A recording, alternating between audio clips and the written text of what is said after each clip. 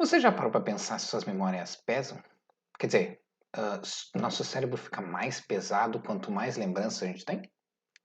Já se perguntou se sentimentos enferrujam? Se você está achando essas perguntas estranhas, então se segura porque nesse vídeo a gente vai falar sobre a estranha relação entre mente e cérebro. E essas questões são só o começo.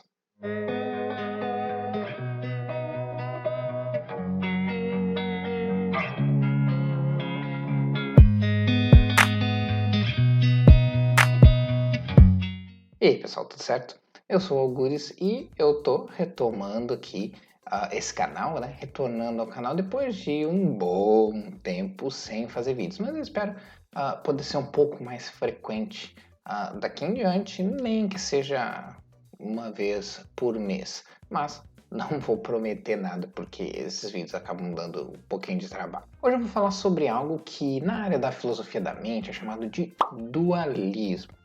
Você pode nunca ter ouvido falar do dualismo, mas é bem provável que aceite essa ideia sem nem mesmo perceber. A noção de que mente e corpo são entidades distintas é antiga e atraente, e foi naturalizada pela maioria das religiões e mesmo em alguns segmentos da ciência. Os motivos para isso são, na verdade, bem claros. Para começar, o dualismo aparenta ser verdade. Se você tiver que pensar sobre mente e cérebro sem ficar se detendo muito em evidências científicas, essa é a conclusão mais óbvia, não acha? Que cérebro é uma coisa, mente ou consciência é outra. Além disso, uma mente separada do corpo poderia, pelo menos em teoria, sobreviver à morte biológica. Segundo uma pesquisa do Datafolha de 2013, mais de 60% dos brasileiros acreditam num pós-vida. Junto com isso, o dualismo também permite crenças sobrenaturais, como fantasmas, projeção astral ou reencarnação, porque tudo isso só pode ser aceito se a gente concordar com a ideia de que a mente pode ser separada do corpo de alguma maneira. Mas não é só a crença em entidades não físicas que depende desse conceito. A veracidade ou não do dualismo pode determinar ou condenar diferentes empreendimentos científicos, inclusive. Se mente e cérebro são coisas separadas, então a transferência da mente para um computador é possível. Mas isso também implica que é pouco provável que uma inteligência artificial se torne autoconsciente por acidente. Se você nunca pensou a respeito disso, vai parecer algo muito estranho perder tempo falando sobre essas questões, né? Porque não parece realmente uma questão muito complicada, né? Então vamos se aprofundar um pouquinho para entender o que é toda essa conversa a respeito do dualismo. Na verdade, esse é o principal debate sobre a mente, que é qual é a sua natureza. A mente é algo ou aquilo que algo, no caso o cérebro, faz. Quais são as suas propriedades? Na filosofia, consciência e mente costumam ser sinônimos, pelo menos de uma forma geral. E essa é a abordagem que eu vou usar nesse vídeo. Então, às vezes eu vou falar mente, às vezes consciência, mas você pode entender aqui como sinônimos. Digo isso porque na língua portuguesa a gente usa a mesma palavra, né, consciência, para se referir também a coisas como estado de vigília, como estar ciente de algo, ou a autoconsciência, que são elementos que estão relacionados com a mente, mas são apenas uma pequena parte, né, de um conceito muito mais amplo, que também envolve o que a gente chama de estados mentais, de dores a percepções, como visão e audição, até crenças, desejos e linguagem. Todos esses elementos juntos formam o que a gente chama de mente. A filosofia da mente também atribui à consciência a noção de identidade, que é a percepção do eu, né? Os qualia, que são as experiências subjetivas e privadas do indivíduo, e intencionalidade, que é a capacidade da mente de ser sobre, representar ou estar dirigida para algo. Os filósofos chamam essa questão sobre mente e cérebro serem algo separado de problema mente-corpo, ou problema mente-cérebro mais recentemente.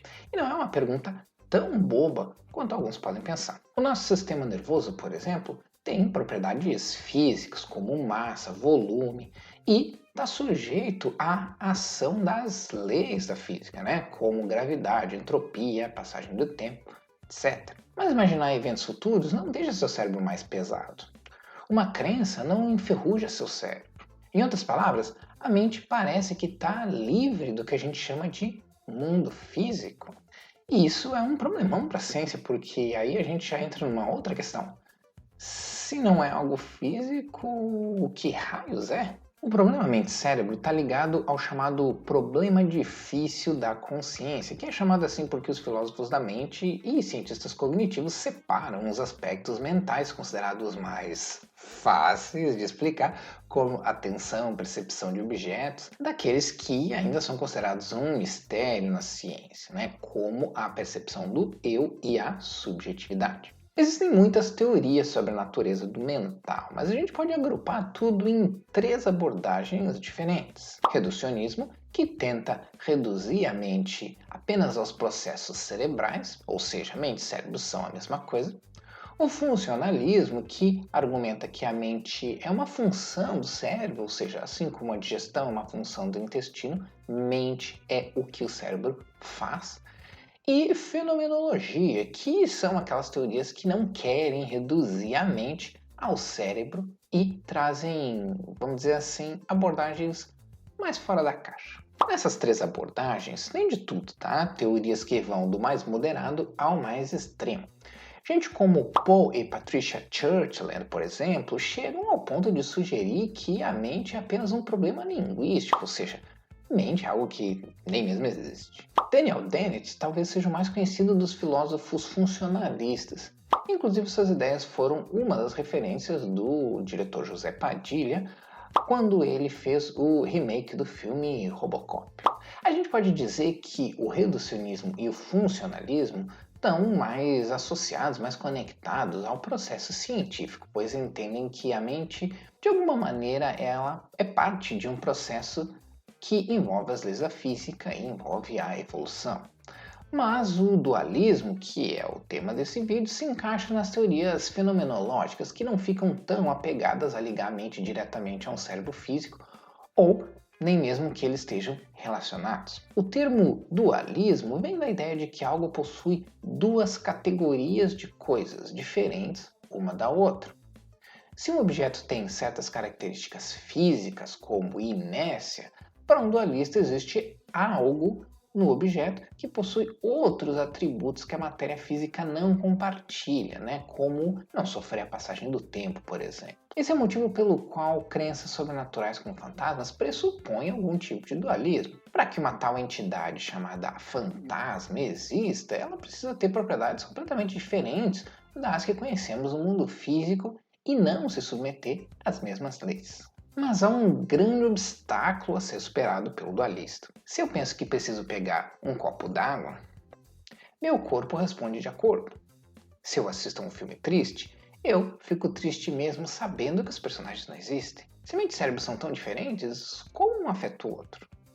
Para explicar essa relação, dualistas costumam recorrer a 3 explicações. Uma delas é o interacionismo, que tem como principal nome associado aquele que é considerado o pai do dualismo moderno, Descartes. É importante dizer dualismo moderno porque essa ideia não começou com Descartes, tá? Inclusive Platão é considerado um dos primeiros dualistas, pelo menos no Ocidente.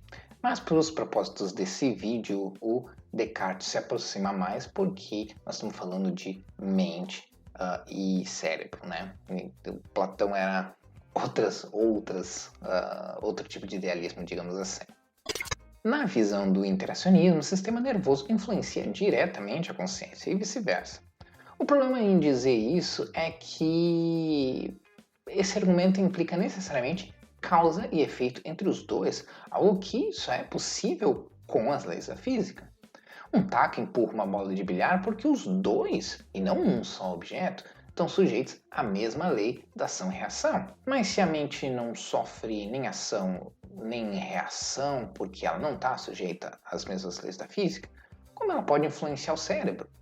E como o cérebro pode influenciar algo que não sofre ação e reação? Uma alternativa para essa questão é que, na verdade, não há interação nenhuma. Essa relação seria só aparente, mas não é real. Mente e cérebro são 2 substâncias com eventos diferentes ocorrendo em paralelo, dando a impressão de que uma causa a outra.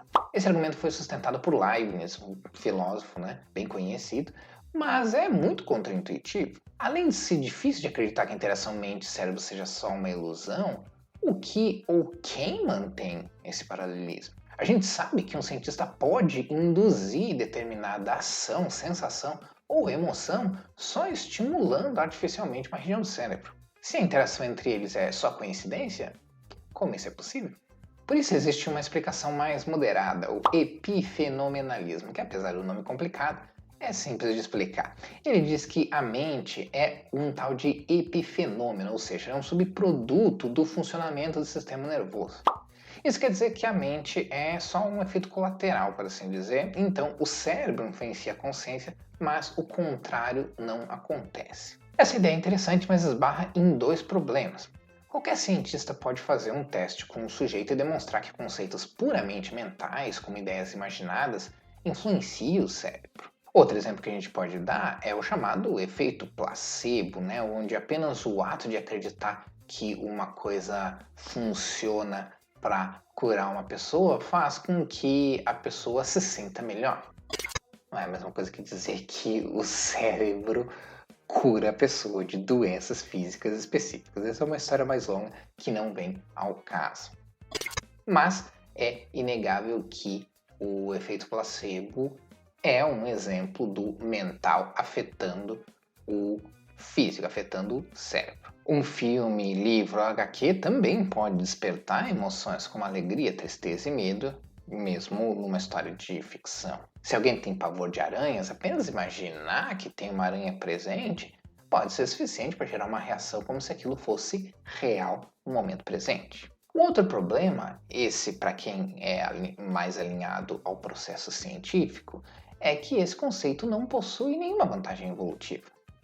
O que não quer dizer que nunca poderia ter surgido por causa disso, mas não ajuda muito no caso. Mas existem outras tentativas de contornar o problema da interação e fazer o dualismo funcionar. Uma delas é o dualismo de propriedades, que diz que existe apenas um tipo de substância, ou seja, a mente e o cérebro são a mesma coisa. Mas essa coisa tem dois tipos diferentes de propriedades, uma propriedade física e outra mental. Para filósofos como David Chalmers, a gente deve considerar o mental como uma propriedade do mundo físico, da mesma maneira que a gente considera o eletromagnetismo e o espaço-tempo. Tem gente que vai ainda mais fundo e teoriza que o dualismo entre mental e físico é só linguístico e não físico ou funcional. Isso quer dizer que mente e cérebro são a mesma coisa e que essa coisa não tem propriedades além das propriedades físicas, mas a gente não consegue reduzir as descrições mentais às descrições físicas. Confuso? Bom, na prática isso quer dizer que a nossa linguagem é que não consegue se referir a certas coisas que o cérebro faz sem apelar para termos diferentes dos termos que a gente usa para falar sobre as propriedades físicas. É isso que defendiam filósofos como Jerry Fodor e Donald Davidson. A gente chama essa ideia de dualismo de predicados ou fisicalismo não reducionista. Mas a verdadeira pergunta que vale é: tem como saber se mente e cérebro são a mesma coisa? Qual o estado da ciência sobre essa pergunta e se mente e cérebro não são a mesma coisa, por que o ser humano evoluiu para pensar nisso quase que instintivamente? Para esse vídeo não ficar muito longo, eu achei melhor dividir ele em duas partes. Então, nesse aqui eu falei mais sobre as questões filosóficas envolvendo mente e cérebro. No próximo vídeo eu vou explorar em que ponto desse debate a ciência se encontra atualmente. Até lá!